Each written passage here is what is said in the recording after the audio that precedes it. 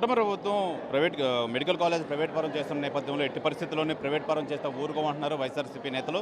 మనతో పాటు YSRCP MLC వరూది Kalyani madam ఉన్నారు. మేడం చెప్పండి, ఏ విధంగా చూసుకోవచ్చు మెడికల్ కాలేజ్ ప్రైవేటీకరణ? మీ అధినాయకుడు రేపు 9వ తారీఖు నర్సీపట్నం వస్తున్నారు, ఏం చెప్తారు?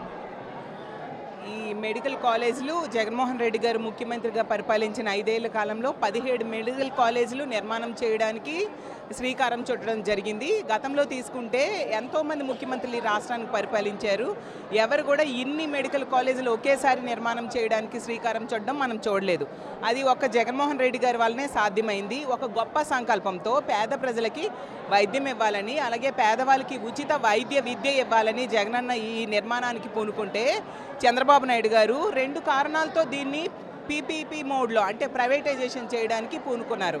ఏంటి అంటే, ఒకటి, అతను 4 సార్లు ముఖ్యమంత్రిగా చేసి కూడా ఒక్క ప్రభుత్వ మెడికల్ కాలేజ్ నిర్మాణానికి కూడా శ్రీకారం చుట్టకపోవడం. జగనన్న కేవలం 5 ఏళ్ళు, అందులో 2 ఏళ్ళు కోవిడ్తో పోయినా కూడా 3 ఏళ్ళు మాత్రమే అతను ఫుల్ ఫ్లెడ్జ్డ్గా ముఖ్యమంత్రిగా పరిపాలించారు.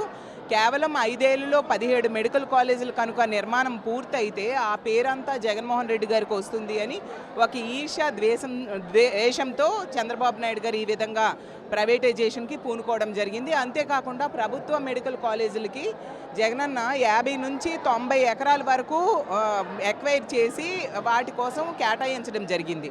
రానున్న రోజుల్లో అది వేల కోట్ల ఆస్తి. ఇవన్నీ కూడా తన బినామీలకు, తన సొంత మనుషులకి కట్టబెట్టడం కోసం చంద్రబాబు నాయుడు గారు ఈ నిర్ణయం తీసుకుంటే ప్రభుత్వ మెడికల్ కాలేజ్ అనేది ఒక మెడికల్ కాలేజ్ మాత్రమే కాదు, దానికి ఆనుకొని ఒక సూపర్ స్పెషాలిటీ హాస్పిటల్ ఉంటుంది. ఎంతోమంది పేదవాళ్ళకి సూపర్ స్పెషాలిటీ హాస్పిటల్లో వైద్యం చేయించుకునే అవకాశం ఉంటుంది. ఆ అవకాశాన్ని ప్రజల నుంచి దూరం చేయడం కోసం చంద్రబాబు నాయుడు గారు ఈ విధంగా కక్షపూరితంగా చేస్తూ ఉన్నారు. దీన్ని మేము తీవ్రంగా ఖండిస్తూ ఉన్నాము. ఒక ప్రభుత్వ మెడికల్ కాలేజ్ అయితే కొన్ని 100 ఏళ్ళు ప్రజలకి సేవ చేస్తుంది, వైద్యుల్ని తయారు చేస్తుంది. అలాంటి ప్రభుత్వ మెడికల్ కాలేజీలు జగనన్న ముఖ్యమంత్రిగా ఉండేప్పుడు 5 ఆల్రెడీ ప్రారంభించడం జరిగింది. ఎన్నికలైన వెంటనే పాడేరు మెడికల్ కాలేజ్ అంటే 6వది కూడా ప్రారంభించడం జరిగింది. పులివెందులు కూడా పూర్తిగా కంప్లీట్ అయింది. అలాంటి పరిస్థితిలో ఈ కూటమి అధికారంలోకి వచ్చాక 15 నెలల్లో ₹1 కూడా కేటాయించలేదంటే ఎంత దారుణంగా వ్యవహరిస్తున్నారో అర్థం చేసుకోవచ్చు. ఖచ్చితంగా మా వైఎస్ఆర్ కాంగ్రెస్ పార్టీ ఎప్పుడు ప్రతిపక్షంలో ఉన్నా, అధికారంలో ఉన్నా ప్రజల తరపునే ఉంటూ ప్రజల కోసం పోరాటం చేసే పార్టీ కాబట్టి ఈ ప్రభుత్వ మెడికల్ కాలేజీలని ప్రభుత్వమే కట్టించేంత వరకు కూడా మా జగనన్న నేతృత్వంలో మేము ఇలాగే పోరాటం కొనసాగిస్తాము. ఈ స్పీకర్ గారు అవ్వచ్చు, మంత్రులు అనిత గారు, సవిత గారు, వీళ్ళందరూ అసలు మెడికల్ కాలేజీలే లేవు అంటున్నారు. అవి ఎలా ఉన్నాయో చూపించడానికి మా నాయకులు మేమందరం వెళ్ళడమే కాకుండా మా జగనన్నే స్వయంగా నర్సీపట్నం వచ్చి మెడికల్ కాలేజీ ఎంత భాగం కంప్లీట్ అయింది, వీళ్ళు నిధులు కేటాయించకపోవడం వల్ల ఏ విధంగా ఆగిపోయిందో వివరించబోతూ ఉన్నారు. ప్రజల సపోర్ట్తో ప్రజలందరినీ కూడా ఇన్వాల్వ్ చేసి ఈ పోరాటం మరింత ఉధృతం చేస్తాం. ప్రభుత్వమే మెడికల్ కాలేజీలని కట్టేంత వరకు కూడా మా పోరాటం కొనసాగుతుందని తెలియజేస్తాం. కూటమి నేతలు అయితే మటుకి కడప జిల్లా ఒకటే మెడికల్ కాలేజీలు చేసుకున్నారు, మిగతావన్నీ గాలికి వదిలేశారని చెప్పి అంటున్నారు, ఏం చెప్తారు?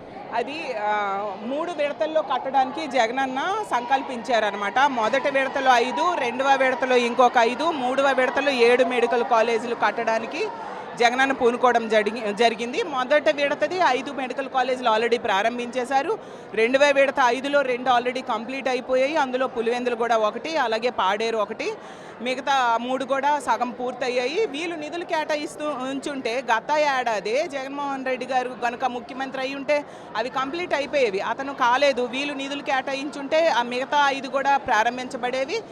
ఇంకా ఈ ఏడాది ఇంకొక 7 వీళ్ళు కనుక నిధులు కేటాయించుంటే ప్రారంభించబడేవి. అసలు జగనన్న ముఖ్యమంత్రిగా ఉండేటప్పుడే వీటికి కావాల్సిన నిధులు కూడా ఆలోచన చేసి ఏ విధంగా అరేంజ్ చేసుకోవాలో ప్లాన్ చేసుకున్నారు. నాబార్డ్ నిధులు అవ్వచ్చు, సెంట్రల్ ఫండ్స్ అవ్వచ్చు, ఇవన్నీ కూడా రావడానికి ఏ విధంగా ఎక్వైర్ చేసుకోవాలో కూడా అన్నీ ప్లాన్ చేసుకొని ఉన్నారు.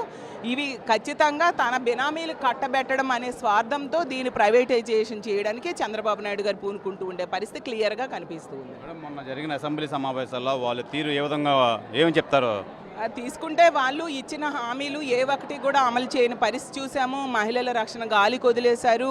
అన్ని హామీలు కూడా గతంలో జగన్మోహన్ రెడ్డి గారు ఇచ్చిన హామీల్లో 99.5% నెరవేరిస్తే అంతకంటే ఎక్కువ మేలు చేస్తానని చెప్పి సూపర్ 6లు, సూపర్ 7లు అంటూ ప్రజలకు మభ్యపెట్లు ఓట్లు వేయించుకున్నారు, బాండ్స్ ఇచ్చారు, మేనిఫెస్టోలో చెప్పారు. 15 నెలలైనా ఏ ఒక్క హామీ కూడా సరిగ్గా నెరవేర్చిన పరిస్థితి మనం చూస్తూ ఉన్నాము.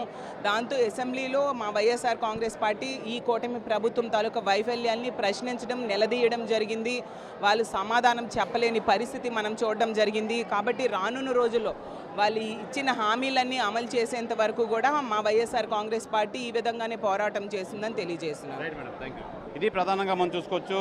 వైఎస్ఆర్సీపీ అయితే మెడికల్ కాలేజీలన్నీ ఆరంభించి అన్ని నిధులు కేటాయించారు. ఈ నేపథ్యంలో కూటమి ప్రభుత్వం వచ్చిన నేపథ్యంలో నుంచి మెడికల్ కాలేజీలన్నీ పక్కన పెట్టారు, గాలికి వదిలేశారు. ఈ నేపథ్యంలోనే మా అధినాయకుడు జగన్మోహన్ రెడ్డి రేపు నర్సీపట్నం 9వ తారీఖు నర్సీపట్నం వచ్చి ఎంతవరకు మేము చేసాం, ఈ కూటమి ప్రభుత్వం వచ్చిన తర్వాత ఎంతవరకు వీళ్ళు గాలికి వదిలేశారు, అసలు నిధులు ఎందుకు కేటాయించలేదని వివరించే ప్రయత్నం అయితే చేస్తున్నారు మా జగన్మోహన్ రెడ్డి అని చెప్పి ఎమ్మెల్సీ వరుది కళ్యాణ్ అయితే తెలియజేస్తున్నారు. కెమెరామెన్ కృష్ణతో శివరామకృష్ణ టీవీ విశాఖపట్నం నుంచి. తెలుగులో ఫాస్టెస్ట్ న్యూస్ యాప్ ఇప్పుడు కొత్త అవతారంలో 5 సెకండ్లోనే పూర్తి వార్తా సమాచారం మీ చేతిలో.